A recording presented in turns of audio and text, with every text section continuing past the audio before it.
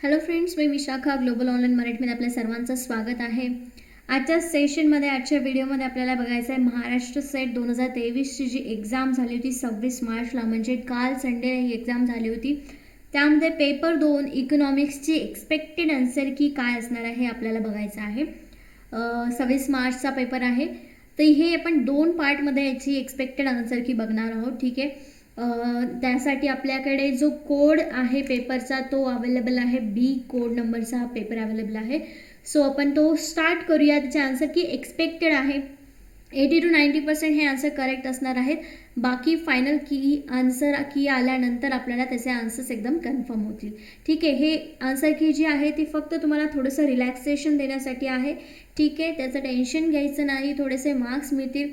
ठीक आहे, okay. Video start करण्यापूर्वी एक इम्पॉर्टंट संधी आहे. जे स्टुडंट्स आपल्याला कॉन्फिडन्स थोडासा लो वाटतो आहे की आता आपल्याला एक्झामची तयारी करायची आहे किंवा कमी मार्क्स पडलेले, आता काय करायचं, तर त्यांनी पुढच्या एक्झामसाठी तयारी करायची आहे. आणि त्याच्यासाठी पेपर 2 इकॉनॉमिक्ससाठी आम्ही एक फुल कोर्स घेऊन आलो आहोत, ज्यामध्ये तुम्हाला full notes, mock test, recorded session plus live session आणि प्लस पेपर 1 फुल कोर्स मिळणार आहे या पेपर 2 इकॉनॉमिक्स कोर्समध्ये.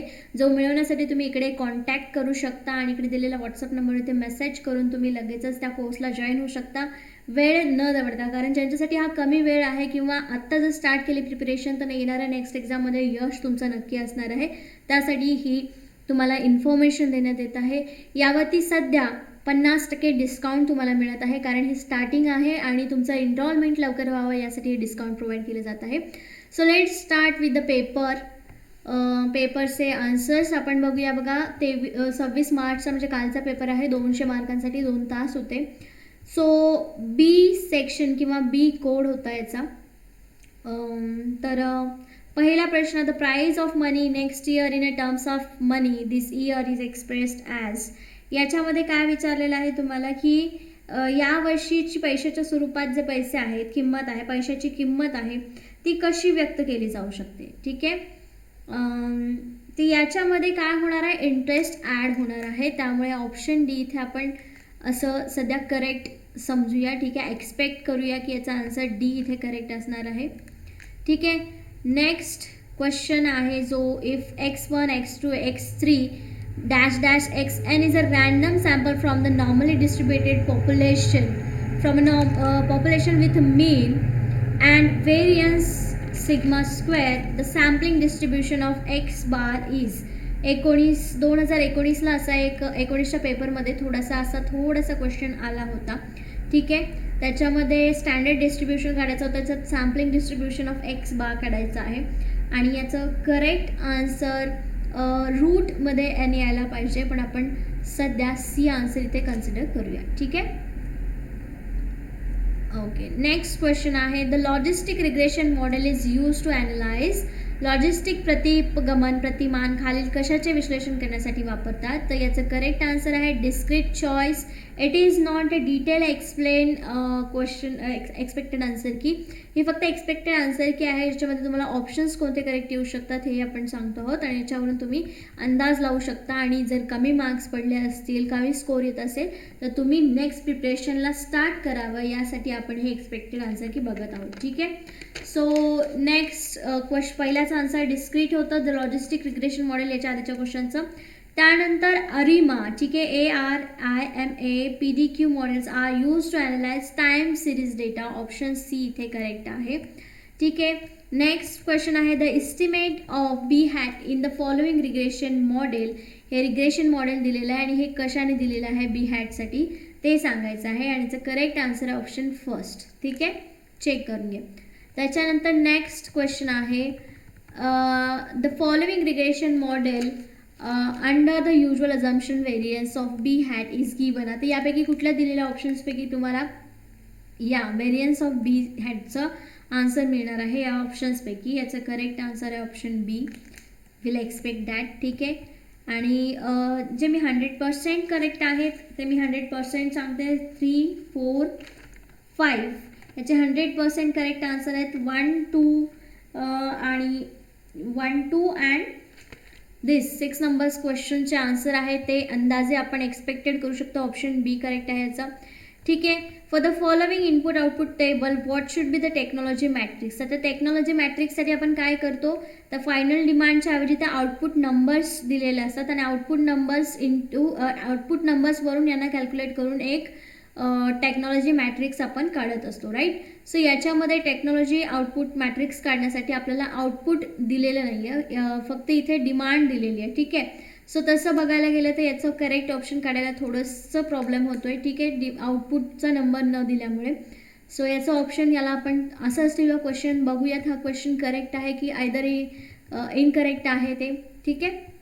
त्याच्यानंतर नेक्स्ट क्वेश्चन आहे, suppose that the total cost of producing x units of product is CX is equal to x² आणि हा आपल्याला काय दिलेला आहे, एक टोटल कॉस्ट फंक्शन देईल. Find the number of units for which average cost x is minimum. ठीक आहे. AX मिनिमम असेल, कशासाठी असेल हे फॉर्म्युलाने आपल्याला काढायचं आहे. याच्यामध्ये काय करायचे आहे, फक्त व्हॅल्यू पुट करायची आहे आणि कशाचं एक्स आणि ॲव्हरेज कॉस्ट हा मिनिमम येतो बघायचा आहे.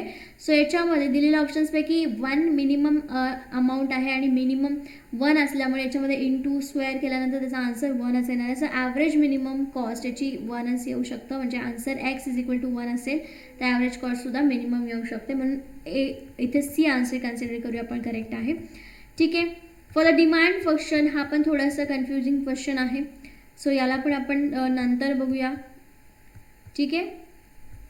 ओके. नेक्स्ट क्वेश्चन आहे, agriculture production in India increase in arithmetic progression beginning from 2000 if production in 2004 and 14 was 68 and 88 MN tons then estimate production of 2017.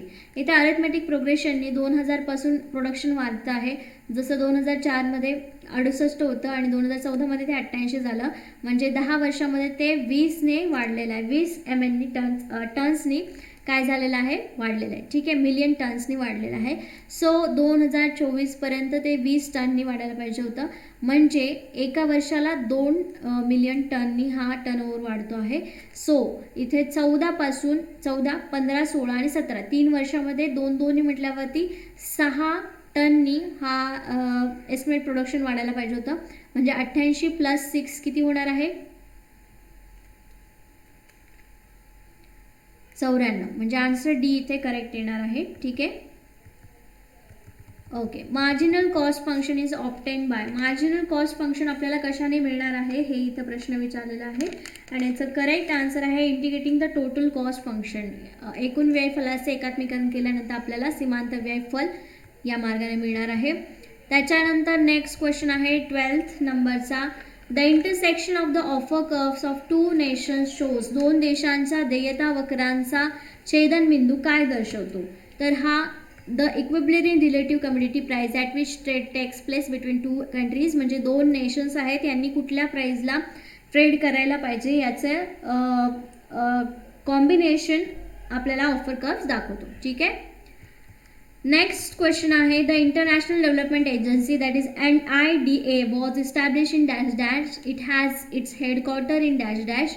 Options आहेत 1960. 1960 याचं करेक्ट इयर आहे, पण 3 options आहेत, पण याच्यामध्ये वॉशिंग्टन हेडक्वार्टर बी इथे correct answer आहे या क्वेश्चनसाठी. 14 नंबरच्या क्वेश्चनसाठी, the Linder spill over theory is applicable to trade in manufactured good. ठीक आहे, कारखानदारी वस्तूंसाठी हा लिंडरचा स्पिल ओव्हर थेअरी ॲप्लिकेबल आहे. ठीक आहे, या गोष्टींसाठी. क्वेश्चन नंबर 15 आणि याचं करेक्ट आन्सर आहे the domestic when a small nation impose an import tariff. तर याच्यामध्ये काय होतं, कन्झ्युमर वेलफेअर जे आहे, जेव्हा कन्झ्युमर वेलफेअर कमी असते आणि प्रोडक्शनची प्राईससुद्धा वाढलेली असते, तर याच्यामध्ये काय म्हणू शकतो, domestic price of importable commodity rises by the full amount of tariff for the consumers in the nation. त्या नेशनमध्ये कन्झ्युमरसाठी ही प्राईस वाढलेली असते, हा इफेक्ट आपल्याला दिसून येतो. ठीक आहे, ऑप्शन बी इथे करेक्ट येईल. त्याच्यानंतर नेक्स्ट क्वेश्चन आहे, China currency was included in special drawing rights SDR composition. हे कधी आलं होतं, 2015ला होतं, 16पासून इम्पोज झालं होतं, म्हणून याचं करेक्ट आन्सर आहे ऑप्शन फर्स्ट ए. ठीक आहे. नेक्स्ट क्वेश्चन आहे, increase in a supply of money in the economy leads to. Supply of money म्हणजे पैसे जेव्हा मार्केटमध्ये वाढलेले असतात त्यावेळेस काय होणार आहे, त्यांना इन्व्हेस्टमेंटसाठी त्यांना प्रोत्साहित केलं जाणार आहे. याच्यासाठी काय होईल मग, rise in a rate of interest. ठीक आहे. ऑप्शन बी इथे करेक्ट येईल. त्याच्यानंतर according to product cycle hypothesis innovations leads to dash dash for the innovating country.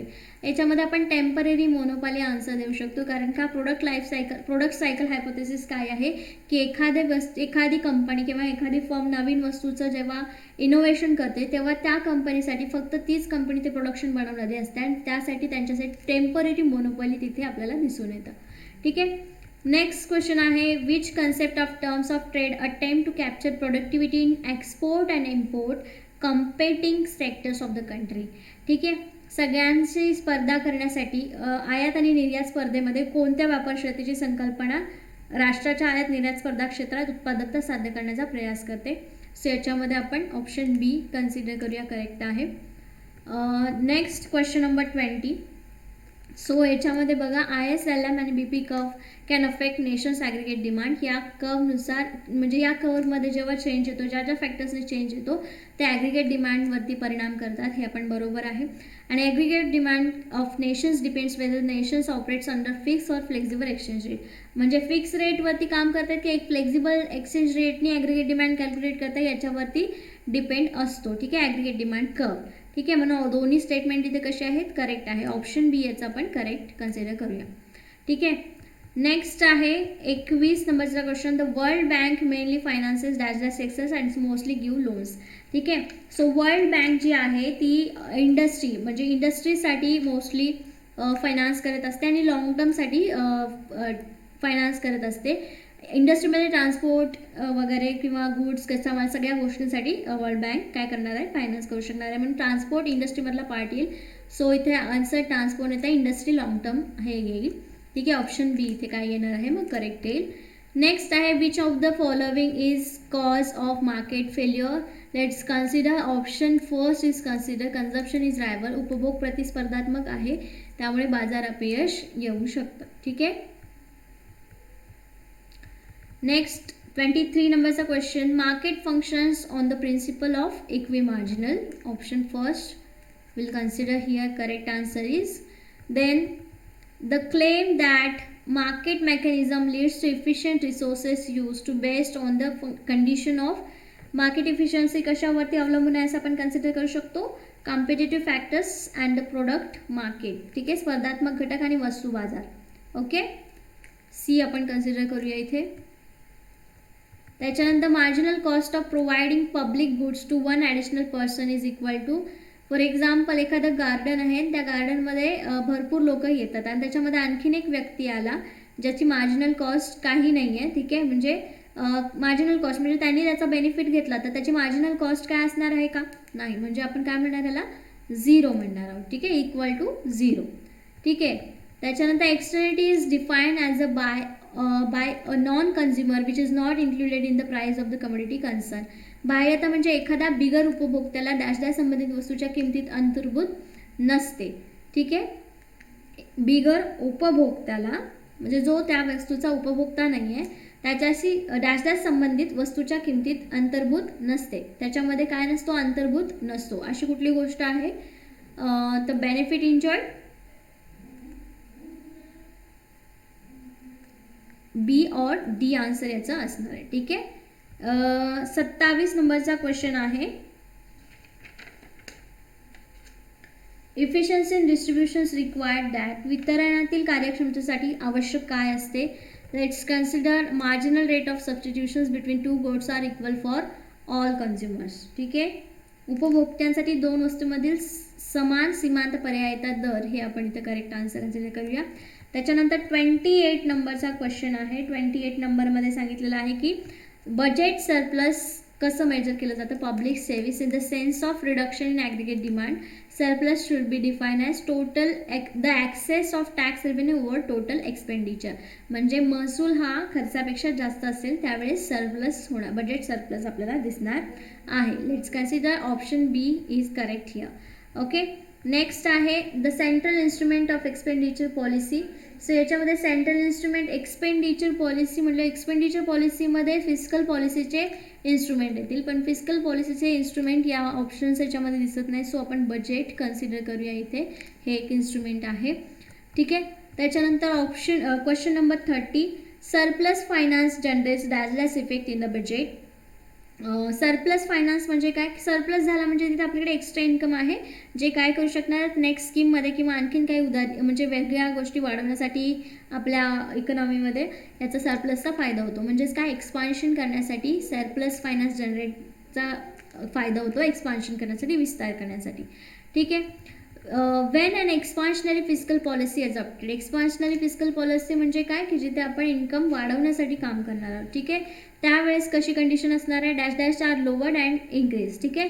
Government spendings म्हणजे गव्हर्नमेंटचा खर्च वाढणार आहे आणि टॅक्सेस काय केले जाणार, टॅक्स रेट कमी केले जाणार आहेत. म्हणजे ऑप्शन फर्स्ट इथे करेक्ट आहे. टॅक्स रेट कमी केल्याने काय होणार आहे, लोकांकडील पैसा वाढणार आहेत. म्हणजेच एक्सपान्शनरी फिस्कल पॉलिसी इथे आपली काम करणार आहे. ठीक आहे. नेक्स्ट क्वेश्चन आहे 32 नंबरचा.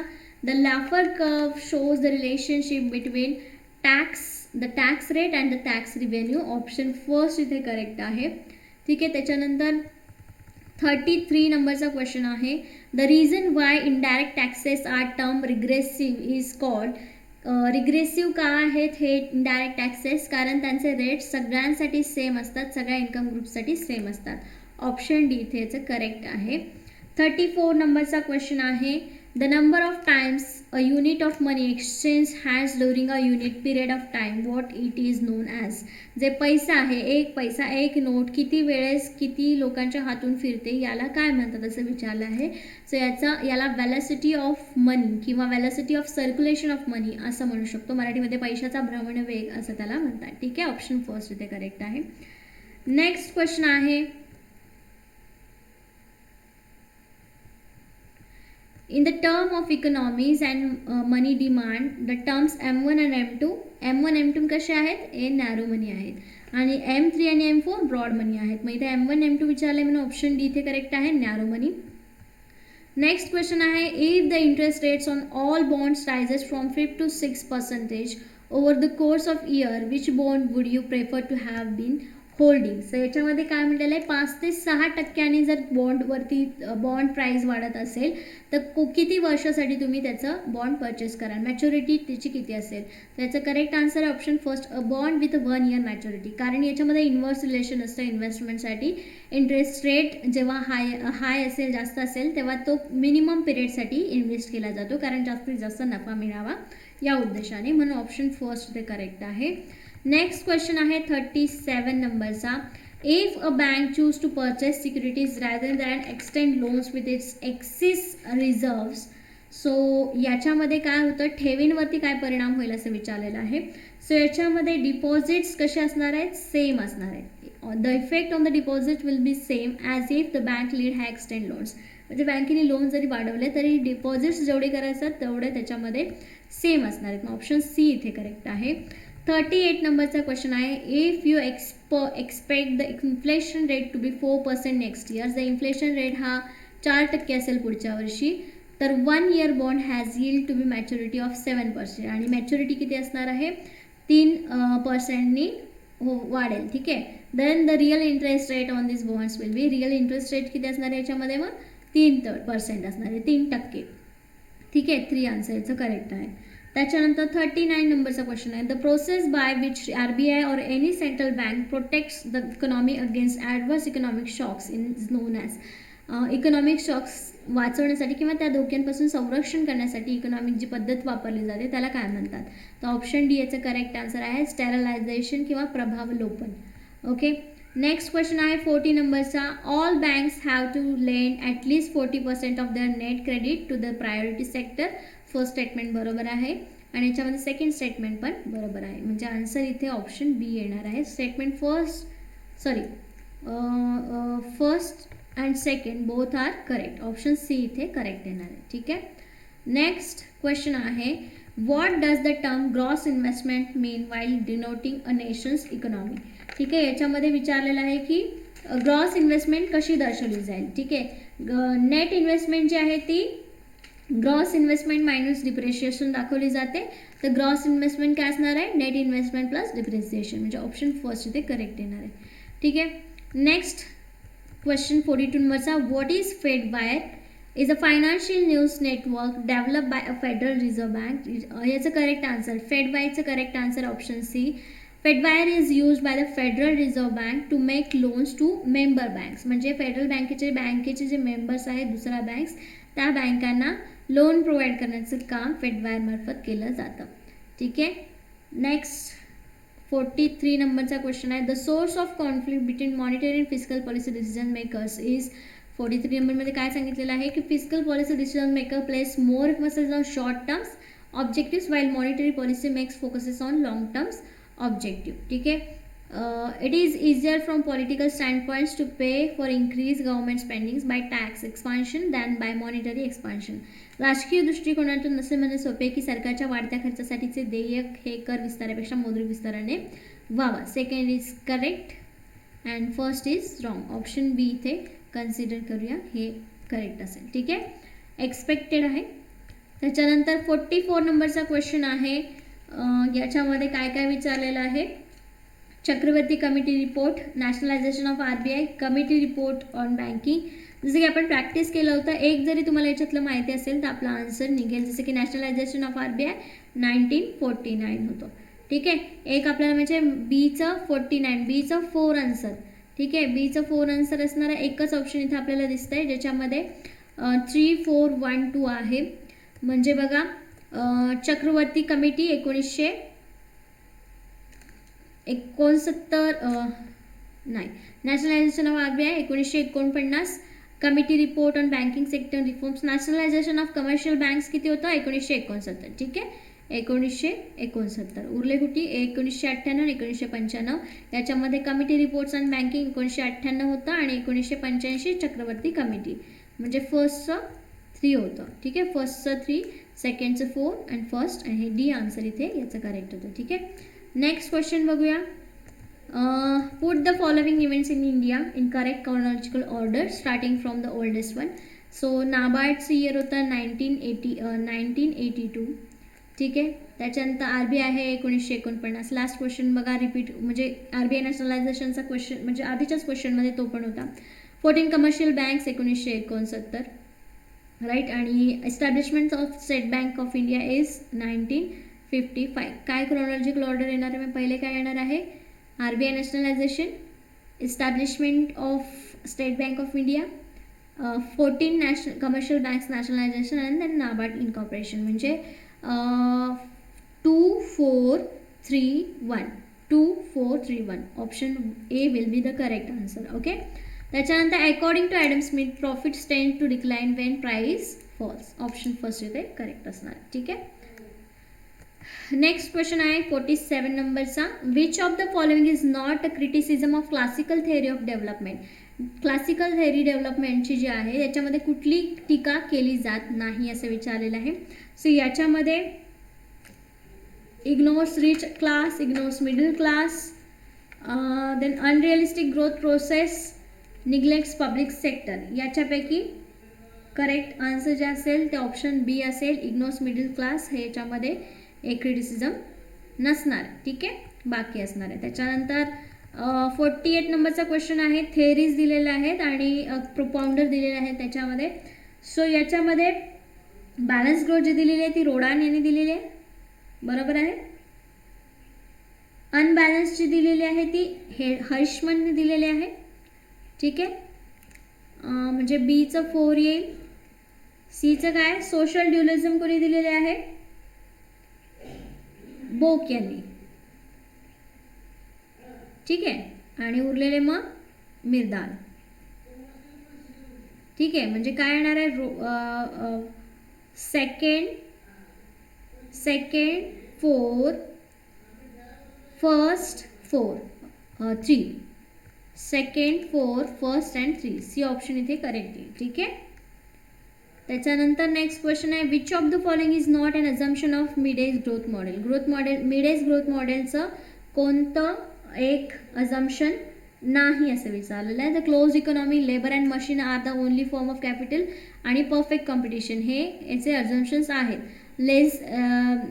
निर्हस्तक्षेप केला जातो किंवा लेझेस फेअर जो आहे हा याचं करेक्ट आन्सर आहे. ऑप्शन सी हे अझम्पशन याचं नाही. ठीक आहे. त्याच्यानंतर Kaldor's in his model of economic growth follows the approaches given by. कोणी अप्रोचेस कोणी दिलेल्या अप्रोचेसला फॉलो केलेलं आहे कार्लस यांनी यांच्या ग्रोथ मॉडेलमध्ये, तर हेरॉड अँड डोमर, ऑप्शन बी इथे करेक्ट आहे. ठीक आहे. सो आजच्या सेशनमध्ये आपण पार्ट फर्स्ट कंप्लीट केलेला आहे. पार्ट 2 लगेचच आपण बघणार आहोत, म्हणजे लवकरच बघणार आहोत. So that's it for today. आजच्या सेशनसाठी, आजच्या व्हिडिओसाठी एवढेच क्वेश्चन्स आपण केलेले आहेत पार्ट फर्स्टमध्ये. पार्ट सेकंडमध्ये आणखीन काही म्हणजे 50 प्रश्न आहेत पुढचे, ते करूयात. ठीक आहे. ही एक्सपेक्टेड आन्सर की आहे, घाबरून जाऊ नका. आणि एखादा आन्सर जर तुम्हाला याच्यामध्ये प्रॉपर विथ सोल्युशन म्हणजे रिझन विषयी तुम्हाला जर माहिती असेल तर तुम्ही कमेंटमध्ये टाका. ठीक आहे. That's it for today. Thank you for today's session.